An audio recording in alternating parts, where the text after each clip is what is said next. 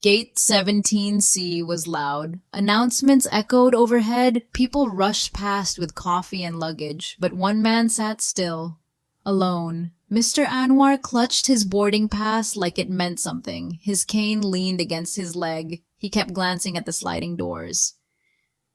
"Did they go get snacks?" he asked, voice shaky. His eyes searched the crowd, unsure. I sat beside him, but I couldn't answer. My throat tightened. I knew the truth. "They're not coming back," I whispered. He didn't hear me. Or maybe he did, but chose not to. The airport was full of motion, but around him, time froze. His hand trembled slightly. He shifted in his seat, waited. Not for a flight, not really. He was waiting for people who had already left him, and somehow he still believed they'd return. His fingers gripped the handle of his cane. He looked at me again. Did they say how long? I nodded, slowly lying. "They'll be right back." He gave a small smile, like a child trusting his parents. Still holding the ticket, still waiting. The world moved around us, but we didn't. I remembered Dad's voice, calm but quick. "Just sit here, okay, Baba? We'll check in back in 5. Then he walked away. Mom followed. I trailed behind, dragging my suitcase. They didn't look back, didn't slow down. I saw their faces relieved, almost light, like a burden had lifted. Something in me tightened. I stopped, looked around. This wasn't check-in. This was goodbye. I turned, ran, back through the crowd, past the checkpoint, ignoring the shouting guard, back to gate 17C. He was still there, still waiting, still believing. His head hung low now, hands resting on his knees. The boarding pass slipped to the floor. He didn't notice. He whispered something. Soft, broken names, maybe people long gone. Maybe my name too, I couldn't tell. Tears traced his cheek, not loud, not dramatic, just a quiet collapse, the kind that breaks you more. I dropped to my knees beside him. "Baba," I said, my voice shaking. "I'm here. I came back." He looked at me confused, eyes cloudy but gentle. "Beta, where did they go?" I didn't answer. There was no answer, so I held his hand. Frail cold, but still there, still alive, still waiting for love. And in that moment, something inside me shifted. A quiet line broke. I saw them for who they really were, and I saw him truly for the first time. I remembered him lifting me on his shoulders, years ago in a crowded market. Dad had laughed then, recording us on an old phone, back when love felt simple, back when we were still a family, or maybe just pretending to be one. He used to read poetry aloud, in Urdu, with rhythm and pride. Each word rolled from his tongue like it mattered. He built everything. The house, the business, the name we carried, piece by piece with calloused hands and quiet strength. And now this, left like forgotten luggage, discarded because loving him got inconvenient. I looked around that busy airport, hundreds of people moving, but no one saw the man unraveling in silence. My parents didn't leave out of fear, they left out of freedom. And I knew it then clearly, they were never coming back. Later they tried to explain. "You don't know how hard it's been," Dad said. "He doesn't even remember who he is." But I remembered. I remembered every meal he skipped so we could eat better.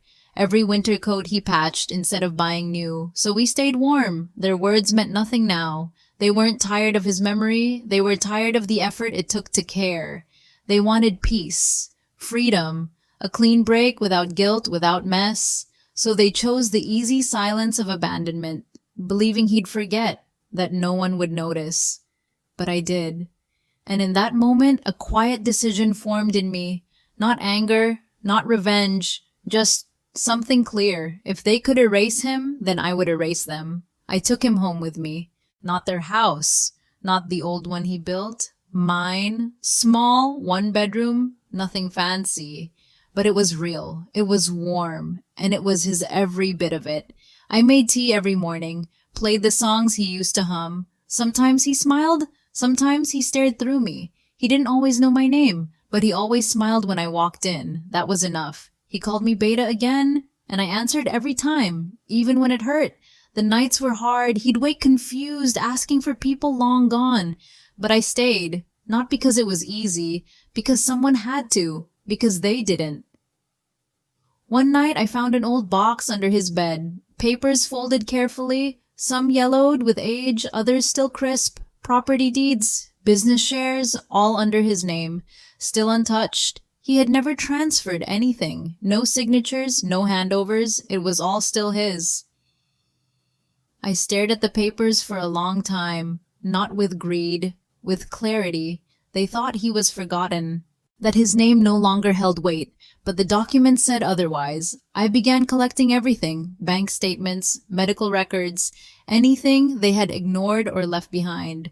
I recorded his stories, his voice on tape, even when the words got lost, because the truth was still there. They had tried to erase him quietly, but he had never truly disappeared. I started documenting everything. Dates, conversations, even the silence between their visits. I saved voicemails from Dad, clipped moments where he mocked Grandpa, jokes about finally being free. Late one evening, I overheard them on speaker, laughing, planning a trip to Europe. No more diapers, no more repeats, Mom said. They called it relief. They called it rest. I called it abandonment. That night, I couldn't sleep. I sat beside Grandpa's bed watching him breathe, slow, uneven, but peaceful. I looked at him, this man who gave us everything, now reduced to background noise in their lives. But not in mine. He deserved more than this, more than waiting, more than pity. He deserved dignity and truth. The next morning, I called Sarah, an old friend from college, now a lawyer, sharp, steady, and ruthless when needed. I told her everything, every lie, every paper, every recording. She didn't hesitate. "We can build a case," she said, "but it won't be fast." "I don't need fast," I replied. "I need right." We started with the basics, ownership documents, medical evaluations, proof that he was still legally present even if memory faded. Sarah was methodical. She knew where to look. I knew where they had hidden things. While they posted vacation photos, we drafted letters, petitions, legal threads they never saw coming. They thought they were done with him, but we were only getting started. Each night after Grandpa fell asleep, I sat at the kitchen table, papers spread out, mind sharp. I wasn't just his caregiver now. I was building his case. I scanned signatures, matched dates, flagged every inconsistency, every document they touched without consent, old utility bills, bank transfers, even emails from Dad slipping in comments like, "He won't notice. He can't even sign his name anymore." But he could. Some days with my hand over his, he still could, enough to matter. Sarah filed the first request to freeze accounts. They didn't notice yet. We were quiet, careful. He didn't understand the legal work, but he always smiled when I whispered, "We're getting it all back, Baba. Slowly, all of it." Weeks passed, then months. While they dined out and posted smiles, we built layer after layer of quiet truth. Sarah filed a motion for probate. The house, the business, the frozen funds, each tied directly to Grandpa's name. Behind the scenes, we gathered more. Nurse statements, doctor notes, even footage from the airport. I visited the care center where Grandpa was briefly sent. One nurse remembered him clearly, said he cried every night, kept asking when his son would return. That went into our file. I came home that night exhausted.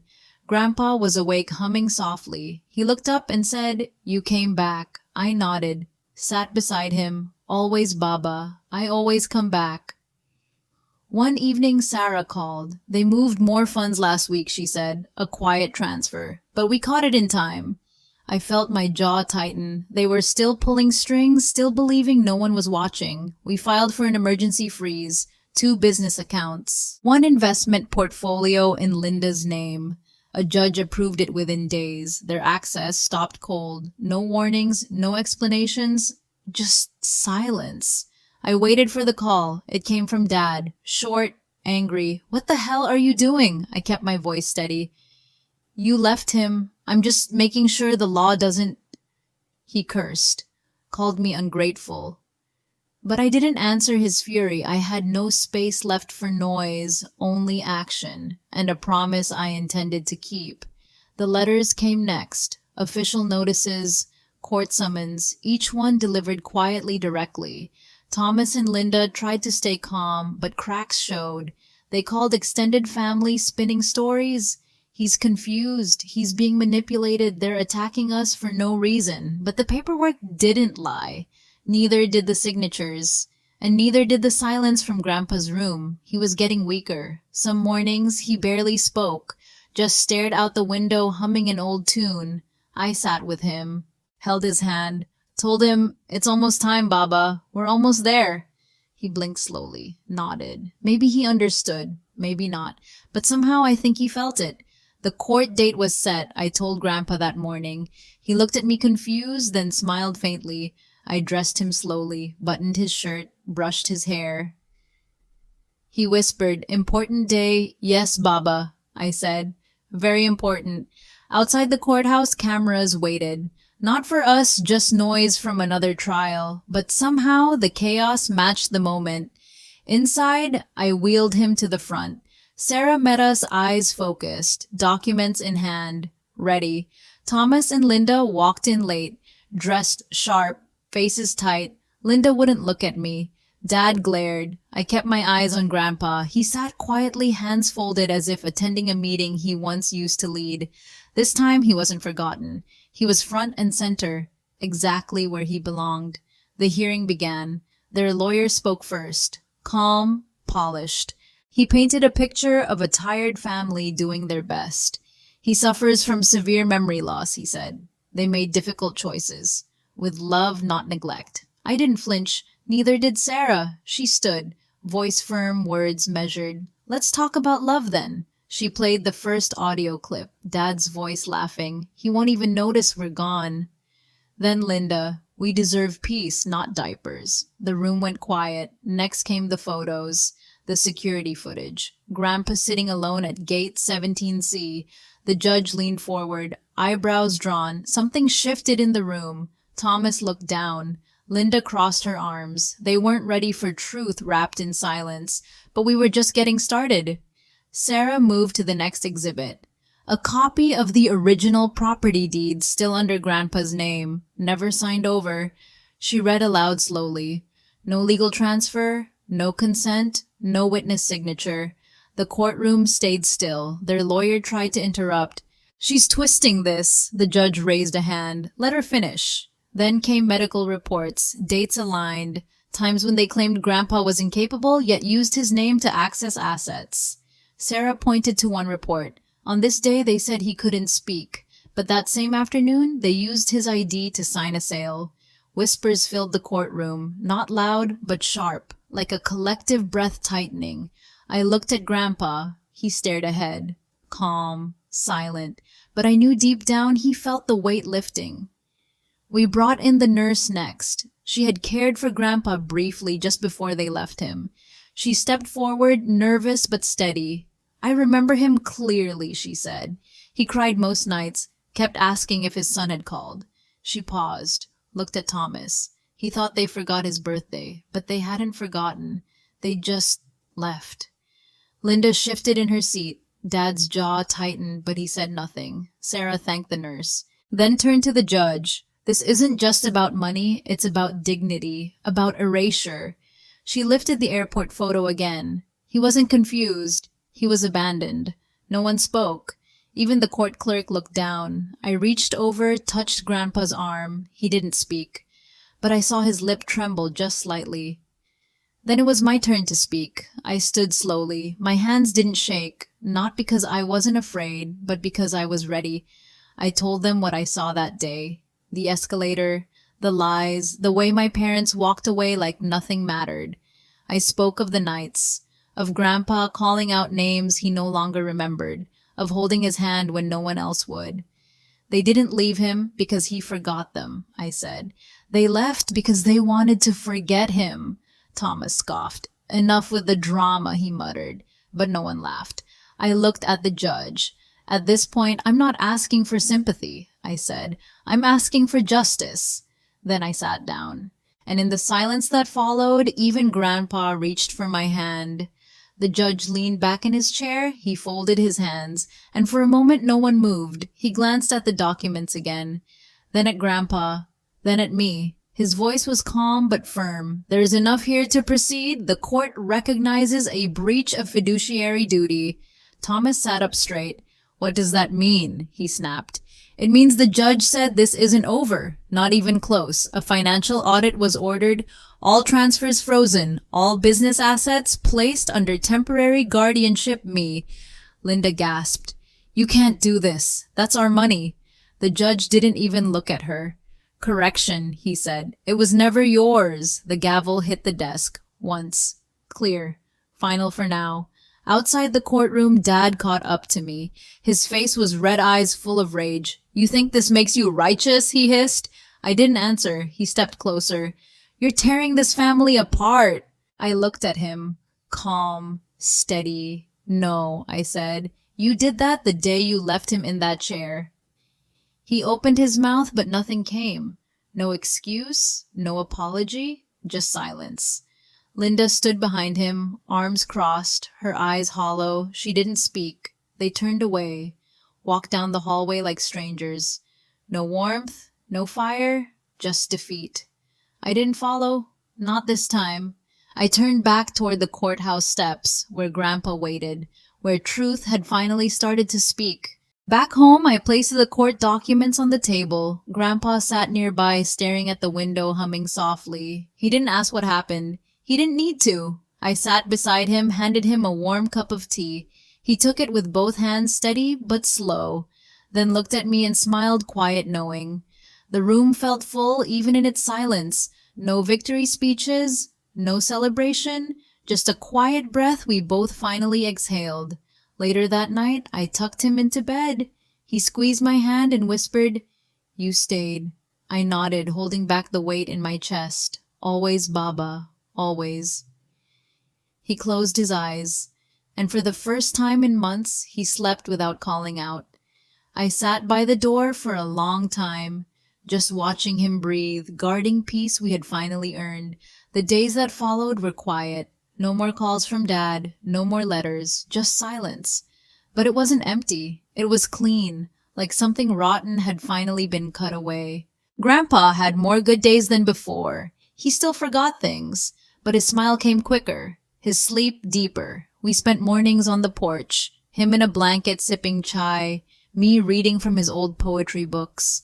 Sometimes he'd whisper a line before I turned the page, a word, a phrase, like his mind still carried echoes of who he was, and each time he remembered, even for a second, I felt it.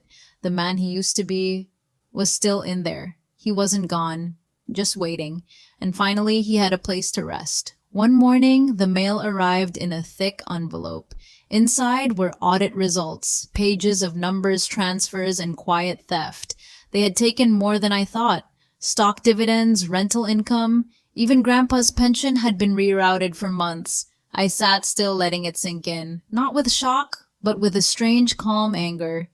I took the file to Sarah. She read it once, closed it, and said, "This is enough. We go full." We drafted the final case. A motion to reclaim all assets and press charges for elder financial abuse. Grandpa sat at the kitchen table while I signed the forms. He tapped his fingers softly, humming. No idea what I was doing. But maybe some part of him knew that justice wasn't just coming. It was already here, knocking at the door. The court date arrived quietly. No press, no crowd, just the same four faces. Me, Sarah, Thomas, Linda. They looked smaller this time, worn, less sure, like they finally knew they'd lost the room. Sarah spoke first, laid out the timeline, the lies, the silence, the greed behind polite smiles. Then she read Grandpa's medical file, line by line, showing how they used his illness to justify their escape. "She says he didn't know who he was," Sarah said, "but he remembered them every time they didn't show up." Linda looked away. Thomas clenched his jaw, arms folded, but the judge wasn't watching them anymore. He was looking at me, then at Grandpa, who sat still, dressed, neat eyes far away but present. That moment held more truth than any word they'd spoken in months. Then came the video. Security footage from the airport, silent, grainy, but undeniable. Grandpa sitting alone, hours passing, people moving, but he never left that chair. Sarah paused the video, pointed at the timestamp. 3 hours. Not 5 minutes? Not 10? The room was quiet. The judge leaned forward slightly, not out of disbelief, out of sadness. Next we played an audio clip, Dad's voice again laughing over dinner. He thinks we're on a connecting flight, Linda added. He won't even know what day it is.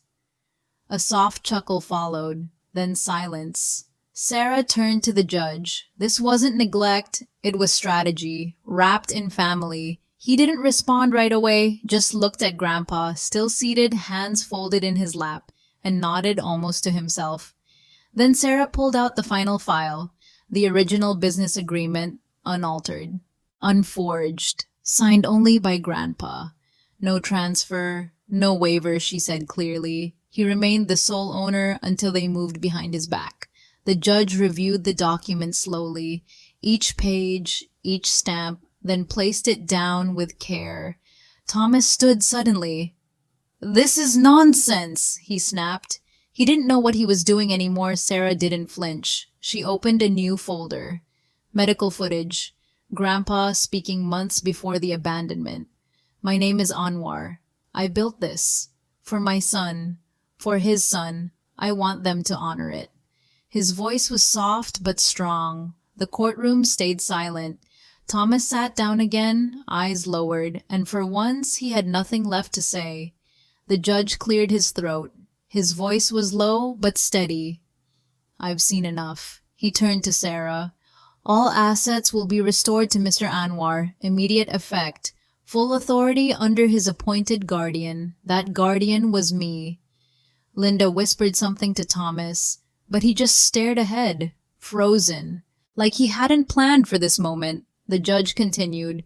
"Bank accounts remain frozen pending audit completion. A formal investigation into financial misconduct will proceed." Then the final blow. "A restraining order is issued. Neither party may contact Mr. Anwar without written court approval." I felt a breath leave me, quiet but deep. Not victory, relief. I turned to Grandpa. He looked tired, but peaceful, as if somehow he knew something had been returned. Outside the courtroom, it was quiet. No reporters, no noise, just the four of us stepping into the cold air. Thomas walked a few steps behind me, then called out, voice low, "You've ruined everything." I didn't turn around. He came closer. "You think this makes you better than us?" I faced him calm. "No," I said. "It just makes me not you." Linda stood beside him, pale and silent. She didn't meet my eyes. Her anger had thinned into something else, emptiness. "You think this is justice?" Thomas asked. I looked at Grandpa sitting by the car, watching pigeons move across the curb. "Yes," I said. "Because for the first time, he's not invisible." They didn't answer. Just stood there, stuck between what they lost and what they thought they deserved. That night was quiet. No calls, no messages, just the soft hum of the heater and Grandpa's breathing. I helped him into bed. He was slower now, but calm, like the fight in him had settled. He looked up at me, eyes glassy but focused. "You did good, Beta," he whispered. I smiled, sat beside him. He reached for my hand, holding it with surprising strength. "Your father was wrong about you." My throat tightened. I didn't speak, just squeezed his hand back. Sometimes silence says more than words ever could. He drifted off gently. No restlessness, no calls into the night, only peace. Outside, the world kept moving, but in that room something closed. Not a chapter. A wound. Finally, it could begin to heal. 2 months later, he was gone. Early morning, soft breath, one final exhale, then stillness. I was holding his hand. His fingers curled slightly, then released. Eyes half open as if searching for light. But just before he looked at me, clearer than he had in weeks, and said, "You stayed." "I always will," I whispered. He smiled, small, real. Then he let go. There were no last-minute calls, no family crowding the room, just me, just him. The funeral was simple. No flowers sent by Thomas, no speech from Linda, but Grandpa wouldn't have wanted any of that. He had already said his goodbye, with trust and with peace. I stayed long after everyone left. Just me, the fading sun, and a promise kept till the very end. Some days I still visit Gate 17C, same airport, same seat, where it all began and where everything changed.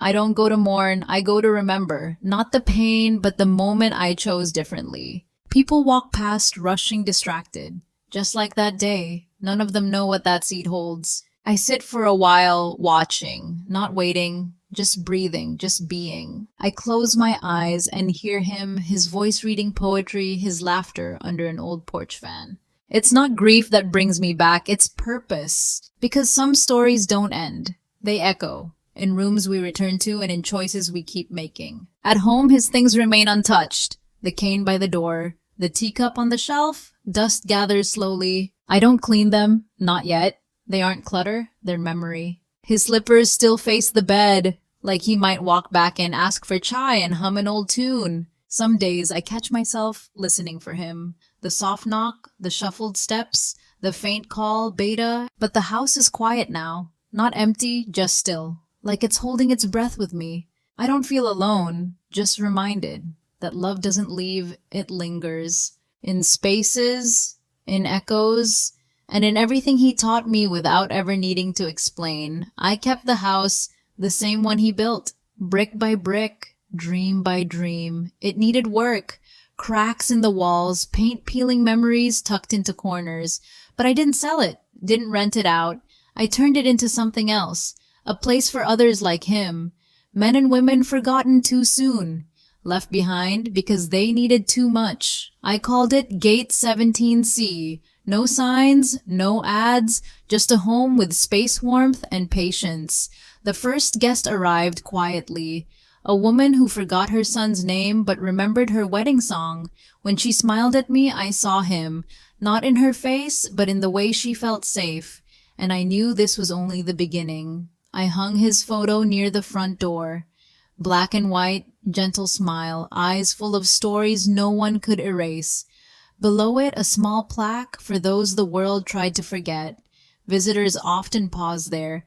Some ask who he was. I just say the reason this place exists. Each room holds something of him. His books, his blanket, that old radio that still crackles with static. Sometimes I play his favorite ghazals. The halls fill with soft verses he once recited by heart. The volunteers are kind, not just trained, but patient. Present, the way he needed someone to be. This house is no longer quiet. It breathes. It remembers.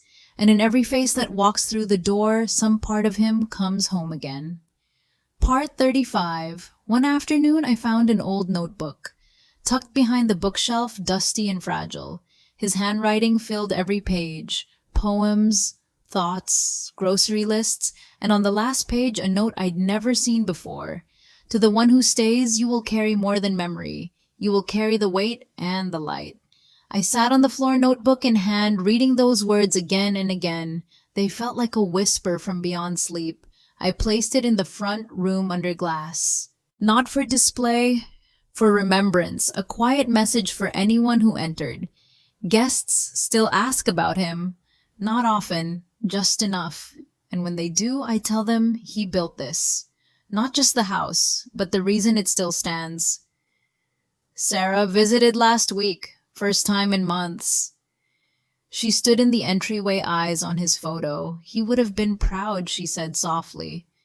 I nodded, unsure what to say. Some feelings still sit too deep for words. We walked through the house together. She paused in the hallway, touching the frame of an old family photo before everything broke. He never stopped being your anchor, she said, even when no one else saw it. She left a small donation. No speech, no check, just an envelope tucked beside the teacup shelf. That night I opened it. Inside, a folded note. Some debts aren't paid in court. I smiled, because she was right. Some things are only repaid in love and time. A few weeks later, I returned to the airport. Same bench, same gate. 17C, it was quieter than I remembered, or maybe I just learned to listen better. I watched travelers come and go, mothers with strollers, sons with aging parents, some rushed, some lingered, but no one saw me sitting there, and I didn't need them to. This place used to haunt me. Now it grounded me, a reminder of the day everything broke and began again. I closed my eyes, let the sound of departure boards and footsteps wash over me, and for a second I felt his hand on mine. Not grief, just presence. Still here, still remembered. I don't feel angry anymore. Not at them, not even at what they did. Some people leave because they can't carry what love requires, but that doesn't make it right. Forgiveness came slow, not in words, but in choosing not to follow their path. They live far now, new house, new friends, but nothing rooted, nothing real. I heard they sold their story to someone, framed it as a family rift, just a misunderstanding. I didn't respond, because the truth doesn't need to be defended, it only needs to be lived. And I live it every single day. Not out of revenge, but out of clarity. They walked away, I stayed. That's all. Justice didn't make me happy. It didn't heal everything. But it gave him peace, and that was enough. They lost the house, the accounts, the silence they depended on to hide behind. But I didn't win out of anger. I won because I stayed. Because I listened when he couldn't speak. Because I remembered when they chose to forget. Some nights, I still sit by his old chair, not out of sadness, but to remind myself how far we came. I kept the documents, not for courtrooms, for memory. Because one day someone else will need this story, to know that staying matters, that love, when lived fully, leaves more than grief. It leaves roots. Now, when people visit Gate 17C, I tell them this story, not all of it, just the parts that help them breathe again. I tell them about a man who built everything was forgotten, then remembered by one. And if they ask why I stayed, I just say, because someone has to choose love when others choose comfort. Before they leave, I ask one thing. Write down one lesson someone you loved once taught you. A small notebook waits by the door. It's nearly full now. Some stories are loud. Ours wasn't, but it stayed. If this made you feel something, anything, don't keep it to yourself. Tell someone. Stay for someone. Or, write, I would have stayed too.